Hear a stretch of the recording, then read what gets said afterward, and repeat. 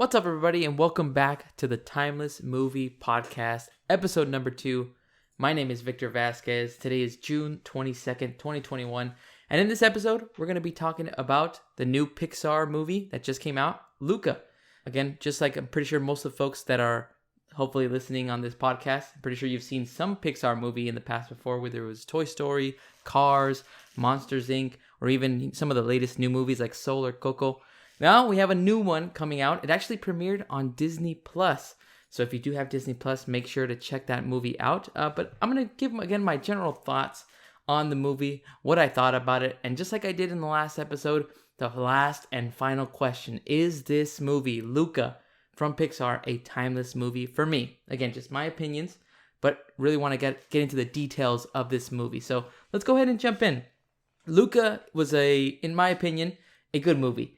It's not up there with some of the top Pixar movies that we'll obviously get into in the last question, but I thought it had a really good story overall. What I captured really from the central theme of the movie was really the curiosity aspect. We see it in a lot of different types of movies, especially those that are kind of Pixar themed. There's typically a character that will have this type of thought process of, my life is okay right now, but I'm really curious to see what else is out there. What more can I do? And that's really the theme of Luca. Luca is this sea monster in this universe that Pixar has created, where he's really just responsible for hurting fish every day.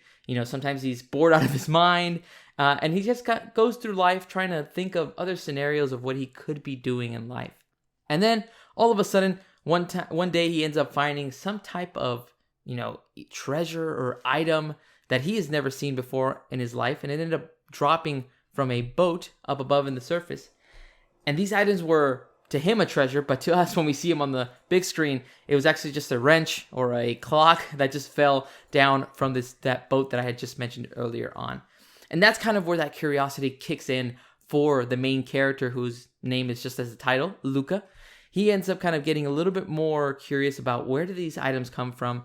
How come I've never seen these? And what is this surface world like if it has other items just like that? And so that's where you kind of get dropped off right at the beginning of the story, is seeing Luca try to venture out into a new world. Another thing that Luca has to deal with, not only his curiosity, but it's also the different types of characters that he has to interact with. One of those specific characters is Alberto, who ends up becoming one of his best friends.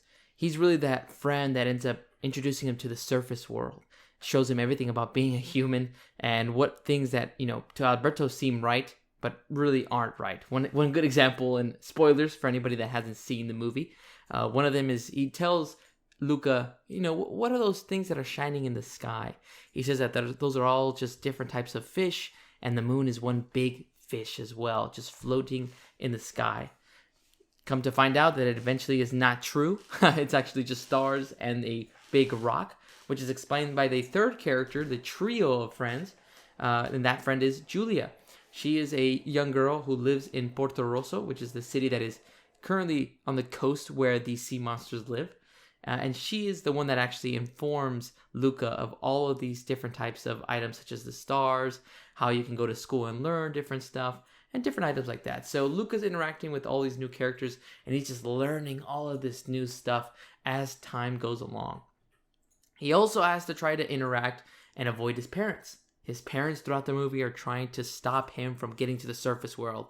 Typical behavior that you would see, from protective parents, where they don't want their young child to be endangered by going into this new world where they don't know how it is. They don't know the harms that they're trying to get into.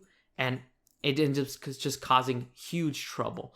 And so what do these parents do? They actually go up to the surface world and try to stop Luca from doing anything that he was trying to get himself into. So entering the race, trying to find any type of excuse to be in the surface world, and bring him back. That way he can live at peace with his family and not be in danger.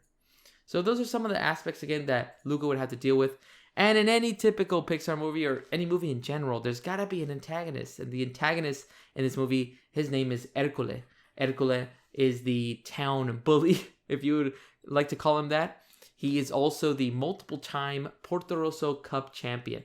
And that's, again, another specific theme of the movie is these characters, Julia, Alberto, and Luca, competing against Ercole to win the Porto Rosso Cup, which is a triathlon, a very unique triathlon where you compete in 3 different stages. One of the stages is swimming, one of them is cycling, and the third one is actually eating pasta. So that is one of the unique ideas of the movie, having these young kids compete in this specific Porto Rosso Cup.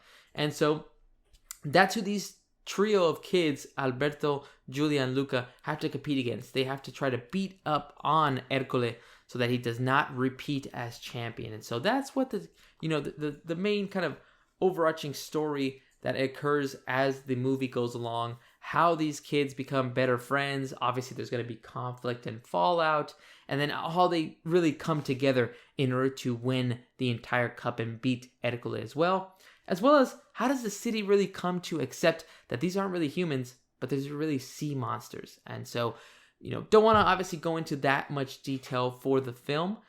Just going to really leave it to you guys to watch that movie. But again, I thought the story overall took us in a really good direction, flowed really nicely, at least to me. But again, I'll say this and I'll sound like a broken record. I am in no way an expert when it comes to what a good story should be. I just really enjoyed it. I wasn't looking for anything spectacular to kind of blow me away or twist that would, have me thinking about the movie after it was done. But overall, it was a good movie to watch.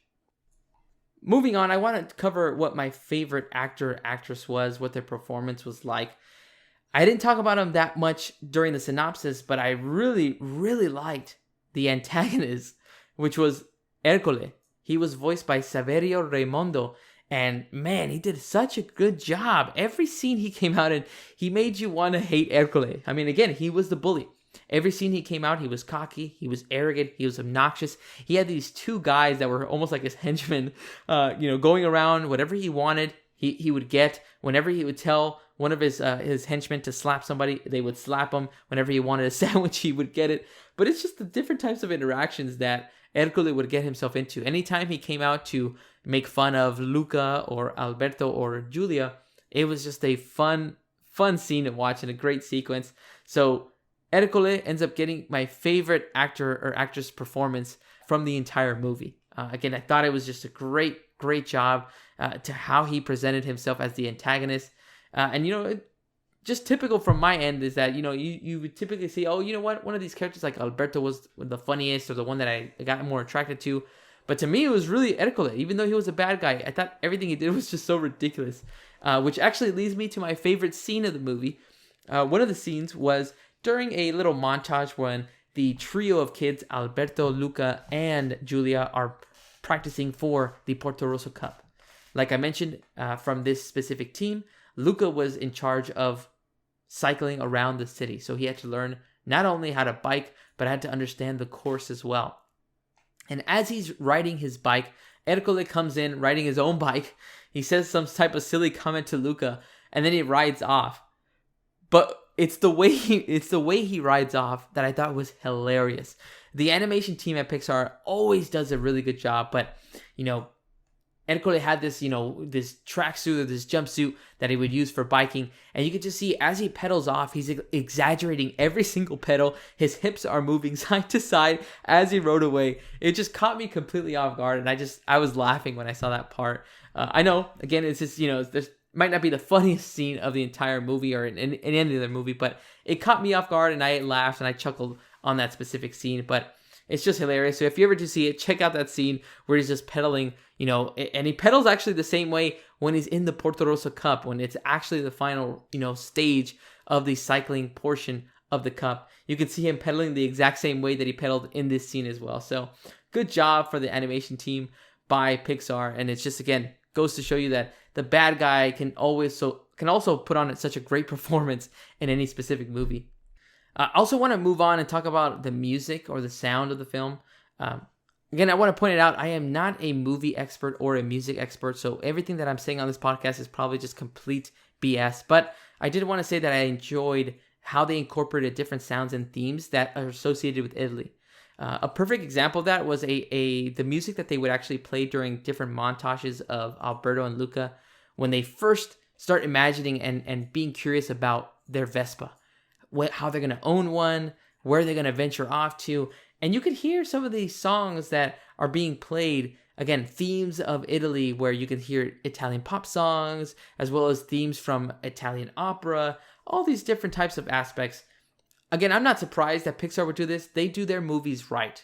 Quick examples are like Coco, as well as Soul. You can see that they understand the theme of their specific movie and what culture is kind of being played to.